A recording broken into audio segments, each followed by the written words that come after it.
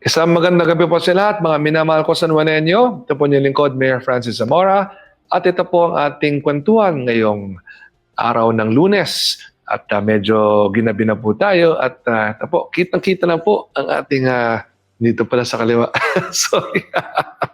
Ang ating Christmas tree ay kumikinang na ang mga ilaw. At pasensya na po at medyo nagbago po ang ating schedule ngayong araw sapagkat marami po tayong mga pagpupulong na pinuntahan at ang isang napakahalagang pagpupulong po na ating dinaluhan ngayong araw ay ang ating meeting with no less than our President, Ferdinand R. Marcos Jr. sa Malacanang at tayo po ay pumunta ron kasama ng ating Presidente ng ULAP o Union of Local Authorities of the Philippines na si Governor Dax Cua ng lalawigan ng Quirino. Kasama rin po natin ang League of Provinces of the Philippines President, ang gobernador ng lalawigan ng South Cotabato na si Governor June Tamayo. Kasama rin po natin ang League of Municipalities of the Philippines President, ang mayor po ng bayan ng Etiague sa lalawigan ng Isabela na si Mayor Ino D. At kasama rin po natin ang Liga ng mga Barangay National President mula rin po sa lalawigan ng Isabela, si Konsihal Jessica D. At ganoon din po si Executive Secretary Ralph Recto. At kasama rin po natin si Special Assistant to the President, Sap Anton Lagdameo. At ganoon din po ang ating bagong DBM Secretary Toledo at ang ating mga kapalingkod publiko po mula sa pamahalang nasyonal. Tayo po ay nagkaroon ng isang pagpupulong kasama ng ating mahal na Pangulong Ferdinand R. Marcos Jr. At sa ating pong post nga kanina, tayo po ay nagpapasalamat because President Ferdinand R. Marcos Jr. is empowering the LGUs. Ibig sabihin, talagang ini-empower niya po ang ating mga local government units at nakita naman po natin to sa mga pahayag niya nitong mga nakaraang mga buwan, lalong-lalo na pagdating sa mga proyekto ng pamahalang nasyonal. So, yun po lamang ang aking kikwento ngayon tungkol sa aming pagpupulong. Abangan nyo na lang po ang mga susunod na ating ihahayag po tungkol sa pagpupulong ito. Tungkol sa pagpupulong na ito. Excuse me. Okay? So, sige po, let's now proceed with our kwentuhan. Sandy, good evening, Mayor Francis Zamora. Pa-shoutout po. Sandy, good evening sa iyo. At maraming salamat sa pagsubaybay sa atin pong Facebook Live sa araw na ito. Meron pa bang shoutouts? From Elizabeth advance happy birthday po, Mayor. Yes, it's my birthday. It's my birthday. Guess how old Mayor Francis will be on December 5? Alam nyo ba kung ilang taon na si Mayor Francis Zamora? Sa December 5, ako po ay turning 48 years old na. Wow, 48 years old na po ako sa December 5 at tunay kong pinagmamalaki na ako po ay ipinanganak noong December 5, 1977 sa Cardinal Santos Medical Center, Barangay Green Hills, lungsod ng San Juan na nung panahon yon ay bayan ng San Juan sa lalawigan ng Rizal, di ba? During that time ay hindi pa tayo Metro Manila noon. If I remember correctly, pero baka nga Metro Manila tayo. Hindi lang ako sure. Basta alam ko, naging Metro Manila tayo during the time of President Ferdinand Marcos. In fact, it was former First Lady Imelda Marcos who served as governor of Manila. I'm just not sure anong year po na-create ang Metro Manila mismo sapagkat dati po ay tayo po ay bahagi ng lalawigan ng Rizal. Ganun pa man, ang inyo pong Mayor Francis Zamora, buong buhay po ay dito po sa lungsod ng San Juan.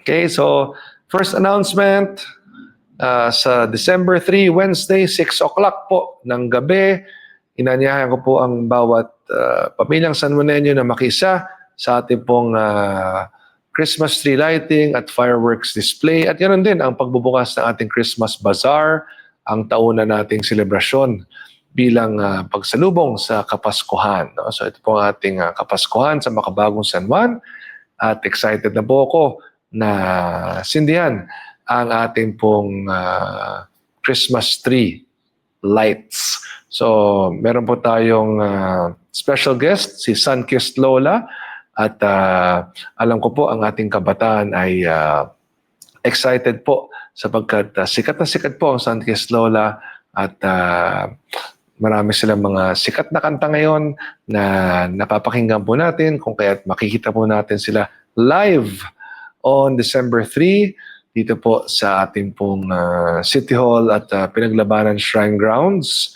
So makita-kita po tayo. Open po to everyone sa bawat pamilyang San Juanenyo. Ganun din po sa ating mga kaibigan mula sa iba't ibang bahagi ng Metro Manila at ng ating bansa. Kung gusto niyo pong makiisa sa ating selebrasyon ng pagsisimula po ng Kapaskuhan sa ating Makabagong San Juan, ay magkita-kita po tayo sa Miyerkules alas 6 po ng gabi. At magkakaroon din po tayo ng ating fireworks display. At ganoon din po, no? Obserbahan nyo po ang magiging itsura ng City Hall sa Miyerkules. No? So kung nagtataka kayo kung anong ibig sabihin, tingnan nyo lang po sa Miyerkules.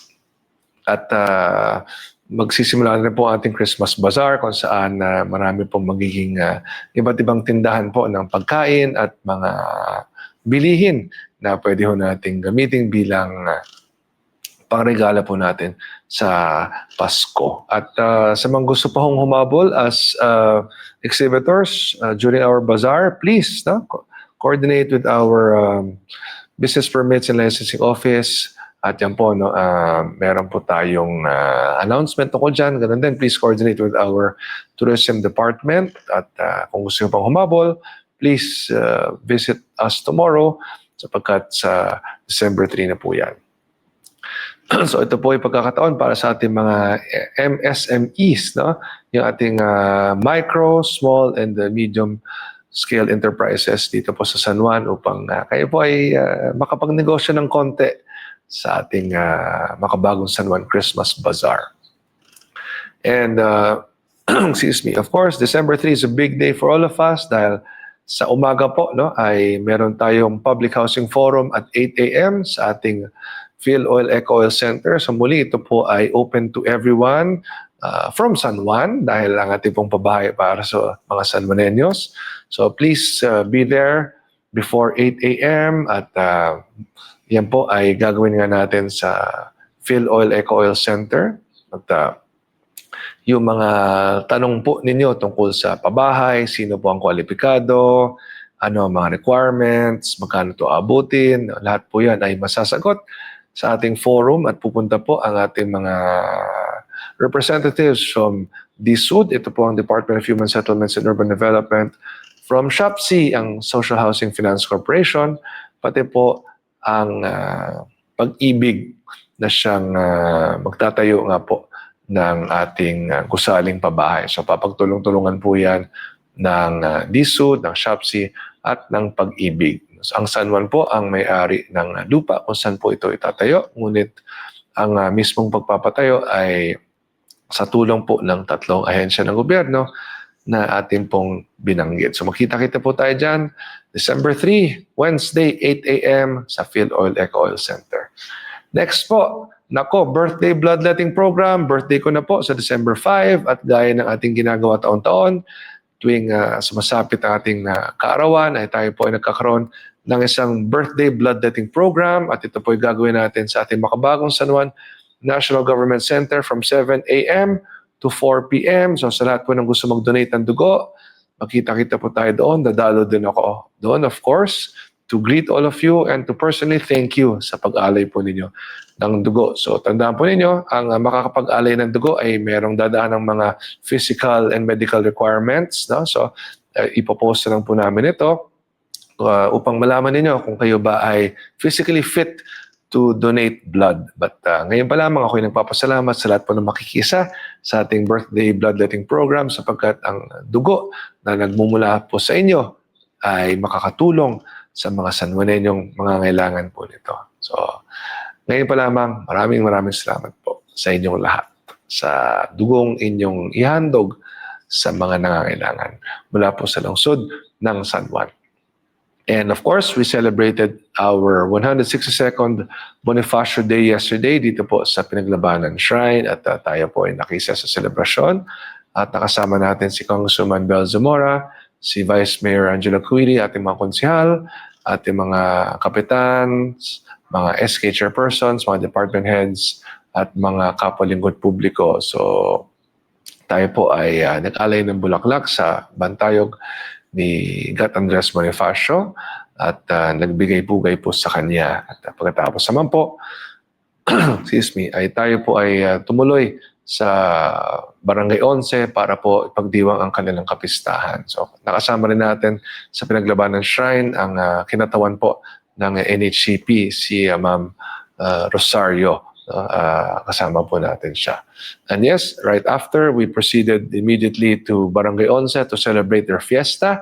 Ang ganda na pong fiesta ay in celebration also of Bonifacio Day. So yan po, meron silang sariling bantayog po ni Gat Andres Bonifacio dito po sa tabi ng kanilang barangay hall. At yan po ang ating pagdalaw sa kapistahan ng Barangay 11. Excuse me.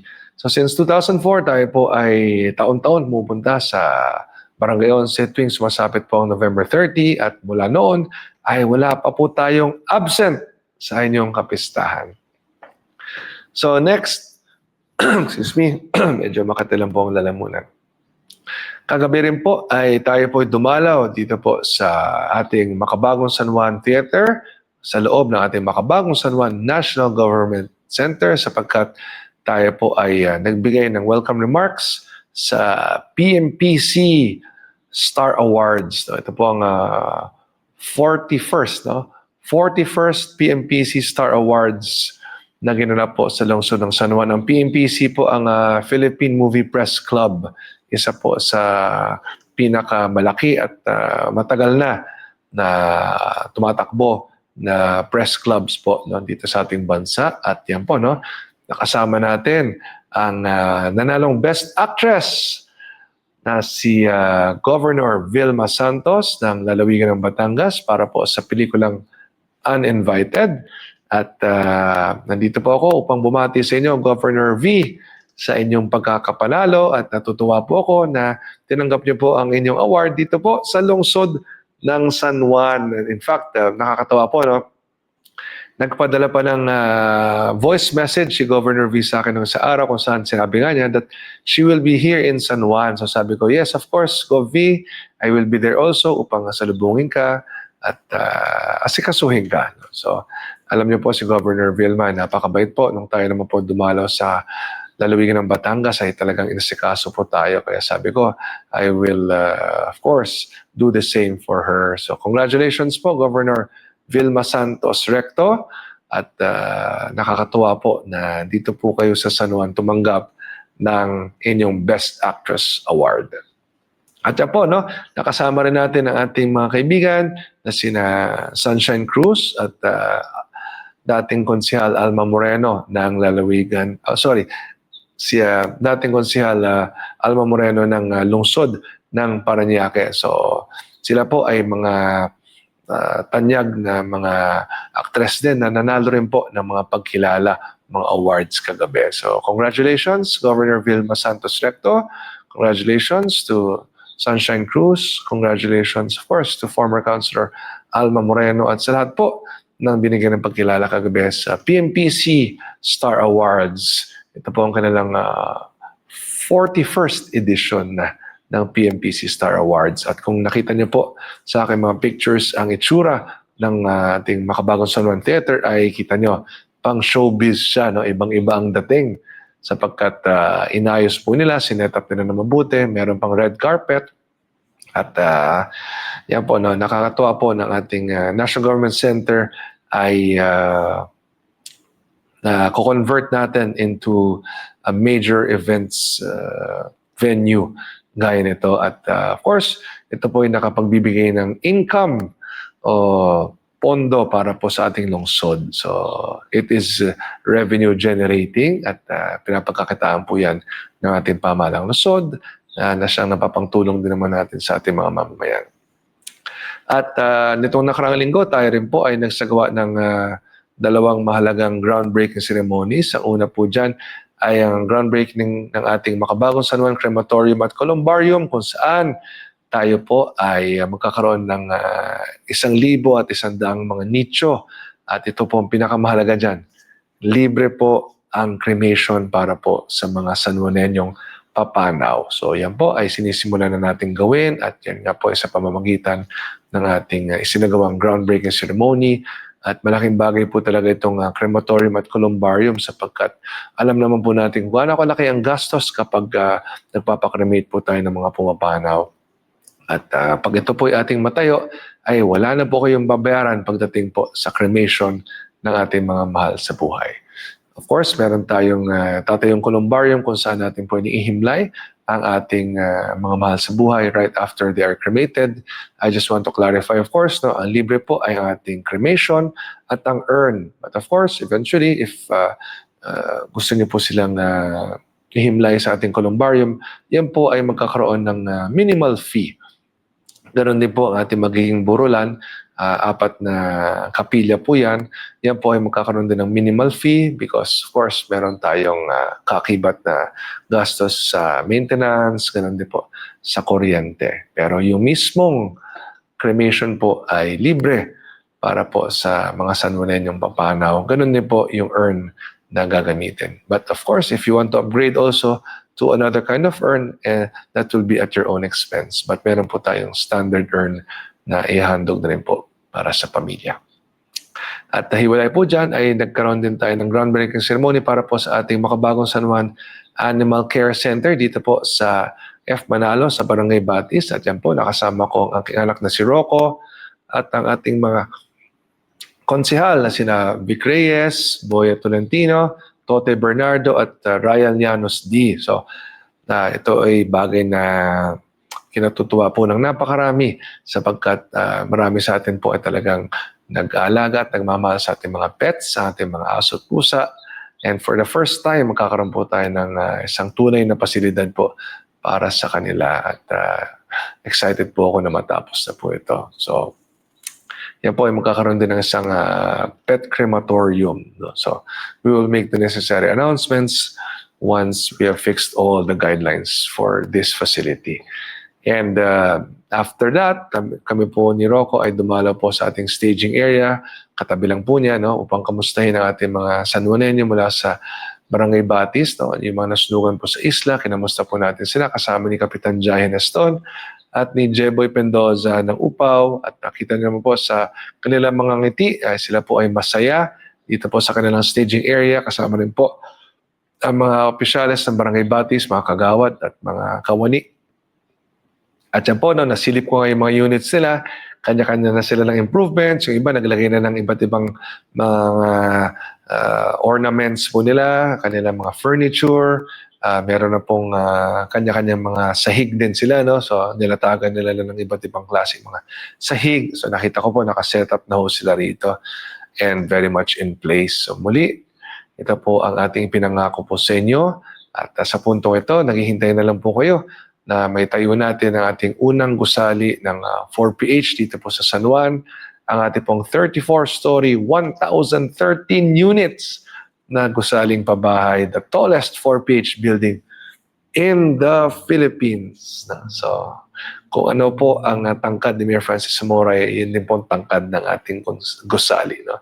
So, kung si Mayor Francis Zamora po ang pinakamatangkad na mayor sa buong Pilipinas, ang ating pong gusaling pabahay sa ilalim ng ating 4PH program ang pinakamatangkad din sa buong Pilipinas. So, kung gaano katangkad si Mayor Francis Zamora, ganyan po katangkad ang ating gusaling pabahay na 4PH dito po sa lungsod ng San Juan. Okay, so next, nung isang araw po ay dumalaw po sa atin si Governor Nelson Dayanghirang ng lalawigan ng Davao Oriental. Yan, late mo ba yung teleprompter. So, noong isang araw po, no, ay dumalo po dito si Gobernador Nelson Dayanghirang ng lalawigan ng Davao Oriental na tinamaan po ng isang matinding lindol. No? In fact, hindi nga siya isa. No? Tawag po dito ay twin earthquakes dahil dalawang lindol po ito na malakas. Parehas ang magnitude. No? At grabe rin po naging pinsala po sa lalawigan ng Davao Oriental. At I was really planning to visit Governor Dayanghirang in Davao Oriental. Ngunit sa tulong po ng ating kapwa mayor sa League of Cities of the Philippines na si Mayor Mayo Almario ng Mati City ng lalawigan ng Davao Oriental ay na-arrange po niya na si Governor Nelson Dayanghirang ang dumalaw po sa atin sapagkat siya po ay nasa Manila nung panahon yon. So sabi ko po, Gov, kung may oras po kayo, dalaw po kayo sa amin sapagkat may konting tulong po ang lungsod ng San Juan at ating mga mamamayan, mga San Juanenyo po, ay tumulong sa pamamagitan ng isang cheque na nagkakahalagang 1 million pesos. At yan po ay mula po sa bawat pamilyang San Juanenyo papunta po sa bawat pamilya mula po sa Davao Oriental. At tayo po umasa na makakatulong po ito sa inyong muling pagbangon sa gitna po ng inyong naranasang matinding kalamidad dahil nga po sa lindol na ito. So, muli, maraming salamat Governor Nelson Dayanghirang sa inyong pong pagdalaw. At in relation to earthquakes, ay sa tulong po ng COICA o ang Korea International Cooperation Agency ay meron na po tayong 3 earthquake sensors na nakasetup dito po sa ating lungsod. Ang isa po ay nandito sa San Juan City Hall, ang pangalawa po ay nasa San Juan Medical Center at ang pangatlo po ay nasa ating makabagong San Juan National Government Center. So ito po ay libre mula po sa COICA at dinemonstrate po sa atin, no, ng ating mga kaibigan from COICA. No? They are Koreans, they are very, very technical in nature, no? Magagaling po sila. At sa tulong po nila ay meron na tayong 3 earthquake sensors po dito. At yan po ay sa pamamagitan ng ating Integrated Earthquake Response Platform. At yan po ay sa tulong po ng COICA. So, maraming salamat po. At tayo po ay nagbukas na rin ng ating San Juan City Hall Sports Tournament para po sa basketball, volleyball at bowling.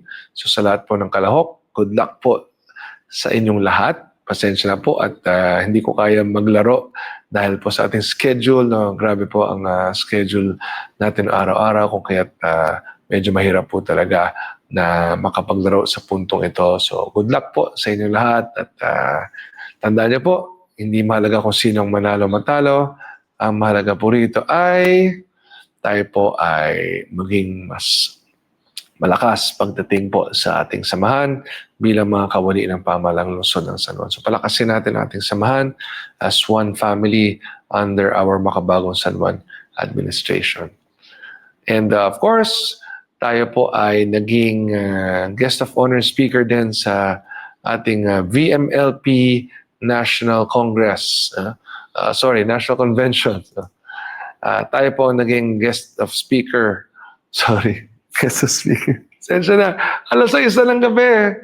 Ang haba na po ng araw ko. Tuloy-tuloy po. So, tayo po ay naging guest of honor and speaker ng Vice Mayor Sigo of the Philippines sa kanila pong National Convention at Election of National Officers na ginawa po sa Manila Hotel. At tayo nagpapasalamat kay Vice Mayor Angelo Kawili at sa buong pamunuan po ng VMLP sa kanilang pong pag-anyaya po sa atin bilang guest of honor and speaker. So, mahigit 800 vice mayors po mula sa iba't ibang bahagi ng ating bansa ang dumalo sa nasabing National Convention at Election of National Officers at isang karangalan po na makapagsalita sa inyong harapan. So muli, VMLP, thank you very, very much. It's truly an honor. Next, nagsagawa po ng courtesy call ang bagong PIDEA Regional Director for NCR na si RD Derek Arnold Carion at ako po ay nagpapasalamat sa kanyang pagdalaw sapagkat alam niyo naman po masikasik ang San Juan pagdating po sa ating drug clearing. No? So we are, up to this day and date, the only city in Metro Manila that has been declared drug cleared. At tayo rin po ang nauna sa Metro Manila kung saan 100% ng barangays ay drug cleared na. At tayo rin po ang lungsod na mayroong pinakamababang crime volume sa National Capital Region. So, thank you for visiting RD Carrion at rest assured that we will work together to be able to maintain and sustain our drug clearing efforts here in the city of San Juan. At kanina nga po, no, nagpresenta ang PSA, ang Philippine Statistics Authority, ng kanilang pong naging survey at nakalagay po ron 99.4% of those surveyed. So nakalagay po ron, no? Ulitin ko po, kanina po nagpresenta ang Philippine Statistics Authority ng kanilang survey at nakalagay po ron na 99.4% ng kanilang mga Sanjuanenyong na survey ay sumagot na they feel safe here in the city of San Juan. Sipin niyo po, napakataas po nun, 99.4%. So, yan po ay sa pamamagitan ng ating pagsusumikap na mapanatili na tahimik at payapang ating lungsod ng San Juan. At bahagi po dyan siyempre ang ating efforts sa drug clearing natin ng ating lungsod.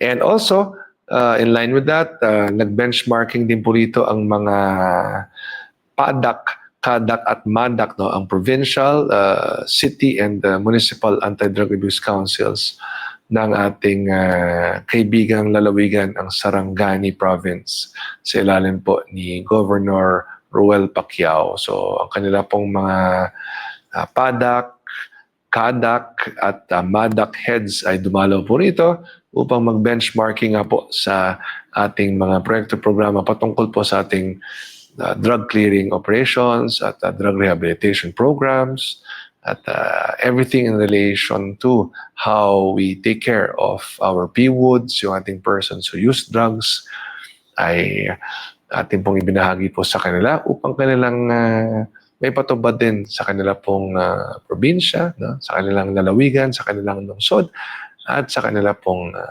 bayan. So thank you for visiting and hopefully I can visit you soon in Sarangani Province. At si Rocco po ay nag-attend ng financial assistance payout para sa mga minamahal nating Sanjuanenyo. At gaya naman po ng aking parating binabanggit po sa inyo. Si Rocco po ay ako po ay si Rocco. Kaya pag makita niyo po si Rocco, ay nakikita niyo po si Mayor Francis Zamora at siya po ay kumakatawan para sa akin sa iba't ibang mga activities na hindi ko na ho mapuntahan dahil minsan sabay-sabay nga po ang mga ito. So, pag nakikita niyo po si Rocco, ay nakikita niyo po si Mayor Francis Zamora. And next, tayo po no, ay nanalo ng 3 awards na naman. Wow! 3 new awards for the City of San Juan. First, Most Outstanding Local Government Unit in Localizing the Population and Development Agenda City category during the 2025 Rafael M. Salas Kaunlarang Pantao Awards. So congratulations po sa atin para dyan. No? Next, Bronze Seal of Protection Awardee for 2025 by the GSIS. Okay, congratulations po sa atin. And lastly, Most Outstanding Local Government Unit for its remarkable implementation of local health reforms from 2022 to 2024 by the Department of Health. So yan po ang ating mga awards na pinanalo at ang lahat yan ay sa bisa po ng pagsusumikap ng ating mga kawani, ng ating mga department heads at ng ating makabagong San Juan administration, all for the people of San Juan. So muli, congratulations po sa ating lahat. At naway ang mga pagkilalang ito ay patuloy maging inspirasyon po sa atin para patuloy din nating galingan at pagbutihin pa ating paglilingkod sa lungsod ng San Juan. And of course, si Kerry naman, no? Aking nag-iisang may bahay at pinakamamahal sa buhay na si Kerry.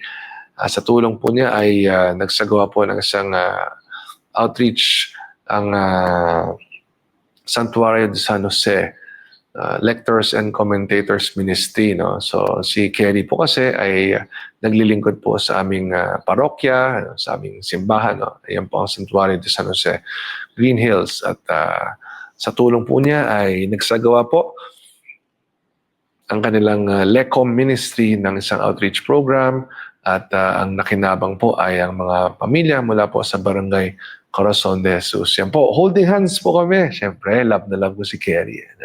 Holding hands kami, at sa tulong po niya at ng LECOM ministry ay marami po tayong pamilyang napasaya sa araw na yon. So muli, maraming salamat po sa inyo at sa inyong pagmamahal sa lungsod ng San Juan. So maraming salamat sa aking asawa. Bait-bait po talaga. At meron kang gininto ang puso. Kaya mahal na mahal kita. Kahapon ay nagdiwang kami ng aming 28th anniversary bilang magkakilala. No? So, ang dami naming anniversaries po kasi, no? But one of the anniversaries to celebrate is November 30 dahil ito nga ang unang pagkakataon na nakilala ko siya. No? So November 30, 1997, Bonifacio Day din po noon. 28 years ago, first time ko nakilala si Kerry.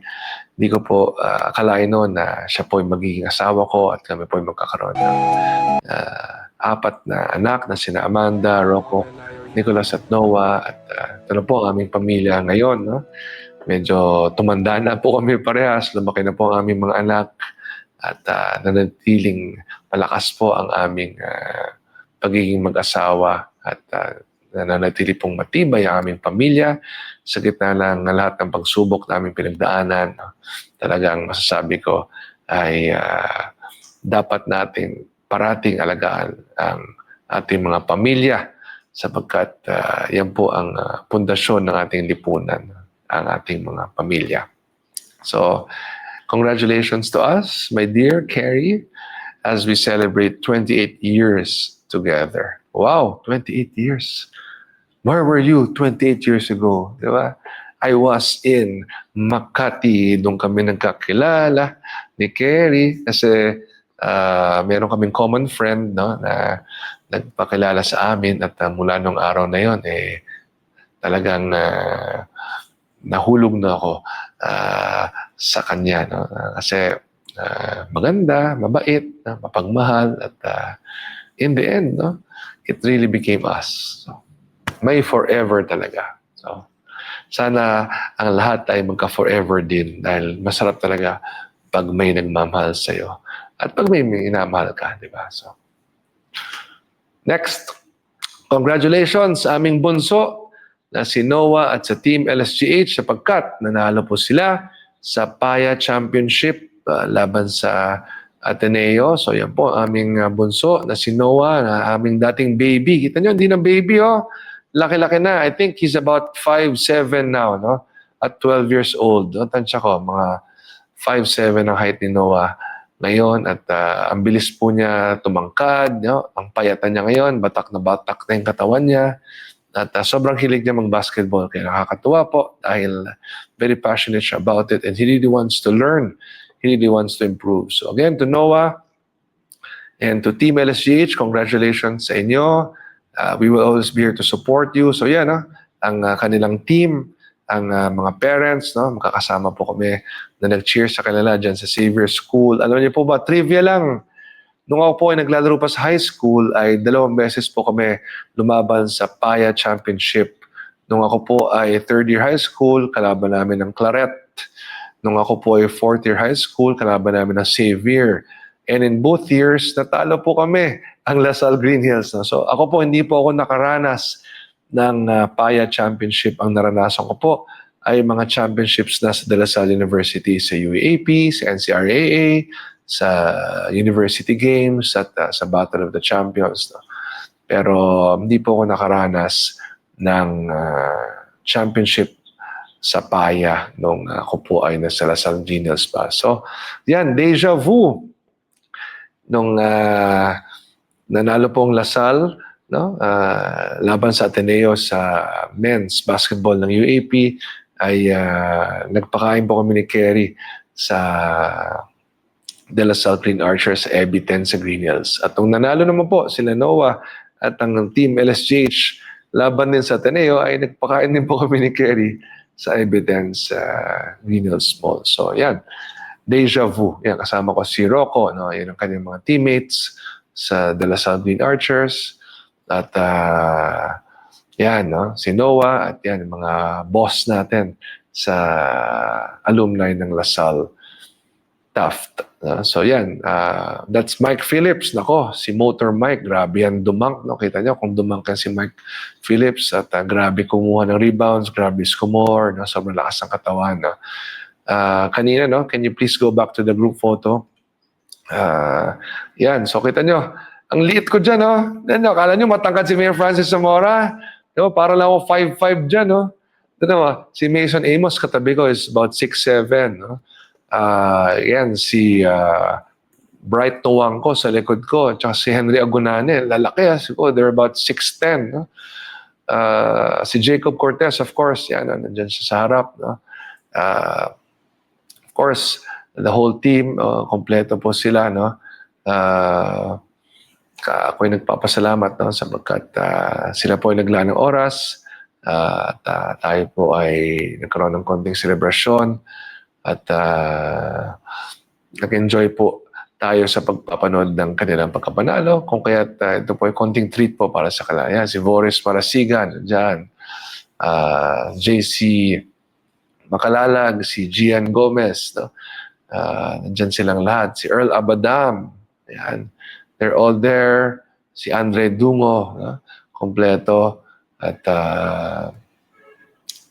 si LeBron James Daep, nandyan din. And si Gillian Kines ay nandyan. So again, to the De La Salle Green Archers, congratulations and good luck sa atin sa ating Final Four match versus NU, ang National University, no?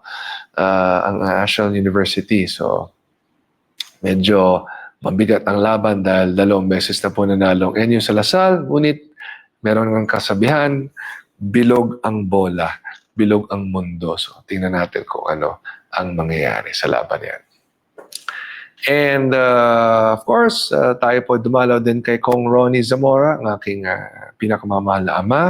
At every now and then, I try to really visit him sapagkat alam niyo po, no, si Kong Ronnie ay source of wisdom talaga. No? So kung meron mang tao sa buhay ko na punong-puno ng wisdom, yan po talaga si Congressman Ronnie Zamora, my dear father, who will be celebrating his 81st birthday on December 4. Wow!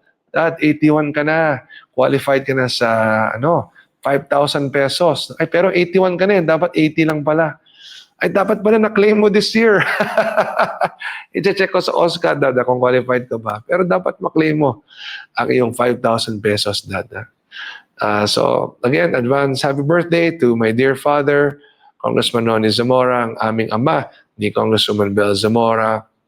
And I always, of course, wish you good health, happiness, peace of mind, and many, many more years to come. So, we love you so much, Dad. Stay strong and healthy always.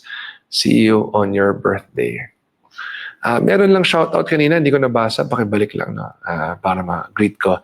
Early Villamor, advance happy birthday po sa inyo. Kong Ronnie, 4 and 5 double celebrations. Ako, Early, alam na alam mo talaga. Birthday namin ni Kong Ronnie sa December 4 at 5. At yan po. Medyo tumatanda na rin si Mayor Francis Zamora. 48 years old na po.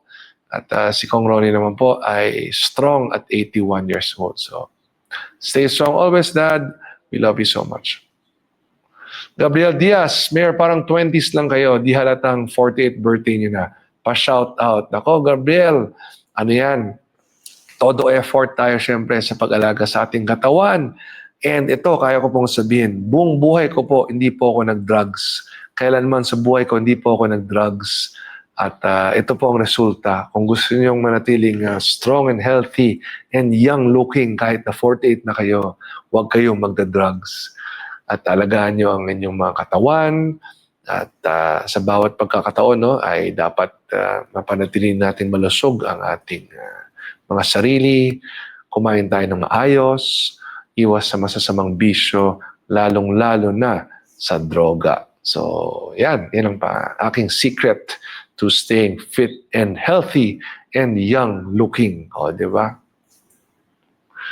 Ellen Mendoza, advance happy birthday to the tallest mayor in the Philippines. Mataas man, ngunit madaling abutin. Uy, okay yan ha. Thank you, Ellen. At maraming salamat sa inyong kind words para sa atin. And I would like to, of course, share na ako'y nagpapasalamat sapagkat ang aking anak na si Nicholas at ng kanyang group sa klase ay inimbita po ko sa kanilang paaralan sa Lasal Green Hills, ang aking paaralan din.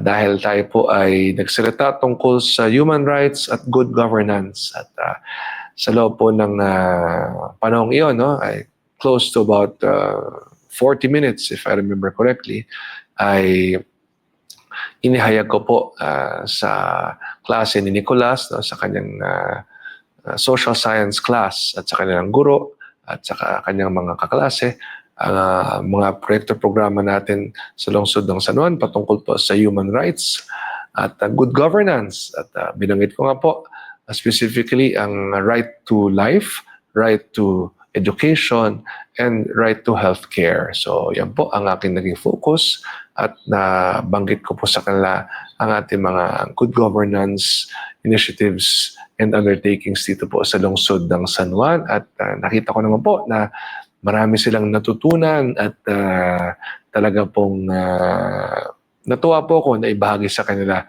ang ating mga nagagawa dito po sa lungsod ng San Juan. So to my dear son Nicholas, thank you for having me.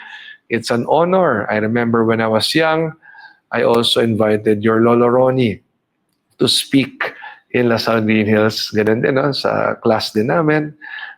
Sa social science class din namin, nagsalita si Kong Ronnie noon at nakakatuwa naman na ako na ang pupunta ngayon sa Lasal Green Hills para magsalita.